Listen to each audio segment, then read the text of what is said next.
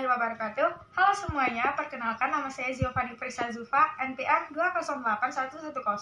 208119199, mahasiswi Fakultas Psikologi Universitas Islam Riau. Saya akan membahas tentang memori dan ingatan.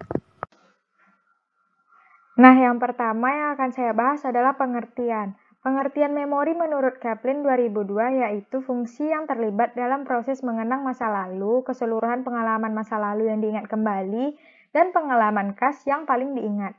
Dari ketiga pengertian tersebut, maka memori disimpulkan sebagai fungsi pengalaman atau informasi dan spesifikasi. Memori dilibatkan apa yang dilihat dan dialami dengan merekamnya. Memori menggunakan rekaman itu untuk melakukan aktivitas, namun tidak semua pengalaman bisa disimpan dengan baik. Hanya informasi atau pengalaman tertentu yang memiliki kekhasan saja yang mampu tersimpan.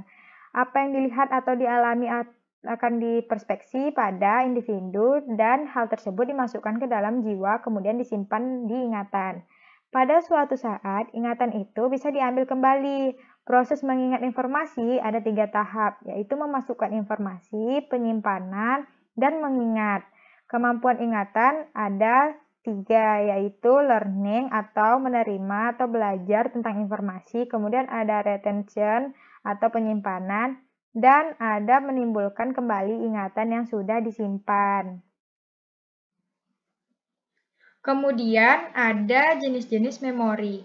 Yang pertama adalah memori sensoris. Memori sensoris berkaitan juga dengan penyimpanan informasi yang diperoleh dari penerimaan panca indera. Memori sensoris merupakan proses penyimpanan informasi melalui saraf-saraf sensoris dalam jangka waktu yang sangat pendek.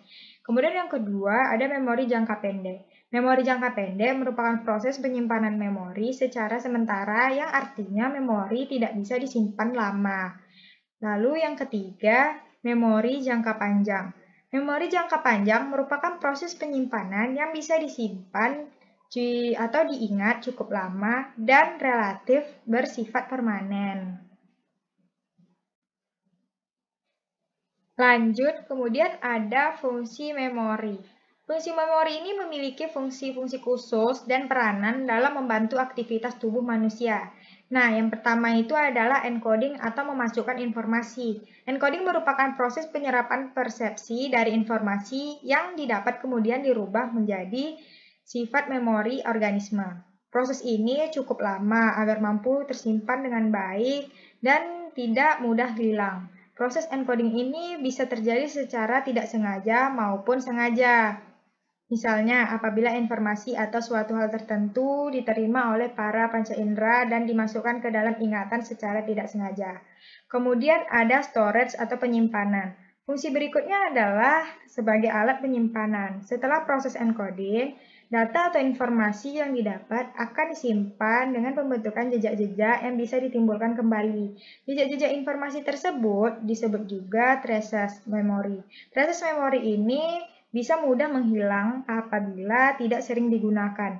Apabila memori traces hilang, maka memori akan cukup sulit untuk dikembalikan atau kelupaan. Kemudian yang ketiga ada retrieval atau mengeluarkan kembali.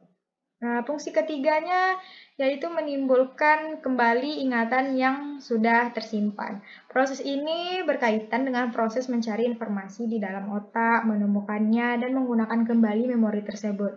Mekanisme ini sangat membantu dalam mengingat sehari-hari, di mana ingatan-ingatan yang tersimpan berkaitan erat dengan masa depan. Berikutnya ada proses terbentuknya memori. Proses pembuatan memori diawali dengan paparan objek atau lingkungan pada panca indera manusia. Memori diciptakan oleh susunan saraf pusat secara biologis yang melibatkan banyak kerja saraf dan komponen tubuh lainnya. Proses terbentuknya memori diawali dengan penerimaan informasi melalui panca indera, kemudian diterima oleh saraf sensori di panca indera dan dikirimkan ke otak.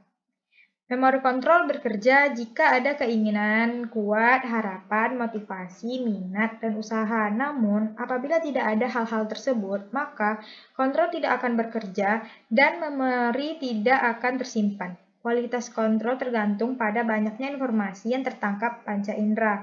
Semakin banyak yang tertangkap, maka penyimpanan memori akan lebih baik. Kemudian ada faktor kelupaan dalam sebuah memori. Kelupaan terjadi karena ingatan yang tersimpan tidak pernah atau jarang ditimbulkan kembali, sehingga perlahan ingatan itu memudar dan hilang.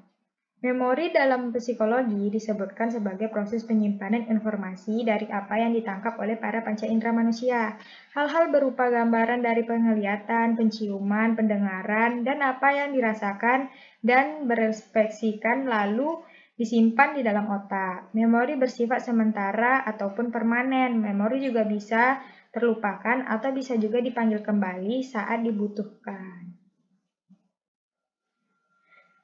Lalu yang terakhir adalah kesimpulan. Jadi kesimpulannya adalah memori adalah keseluruhan proses fungsi mental yang berpusat di otak untuk memunculkan kembali pengetahuan tertentu tentang pengalaman masa lalu melalui tahapan penangkap atau menerima, memberi kode, menyimpan, memproduksi, dan memanggil atau memunculkan kembali. Kuat atau lemahnya memori seseorang dipengaruhi oleh banyaknya faktor. Faktor dari dalam diri seseorang dan faktor dari luar diri seseorang. Faktor-faktor tersebut antara lain kondisi fisik dan usia. Dan selesai sudah pembahasan saya tentang memori. Maaf jika ada kesalahan kata dan kemudian terima kasih. Semoga banyak yang bisa didapat dari pembahasan saya ini. Wassalamualaikum warahmatullahi wabarakatuh.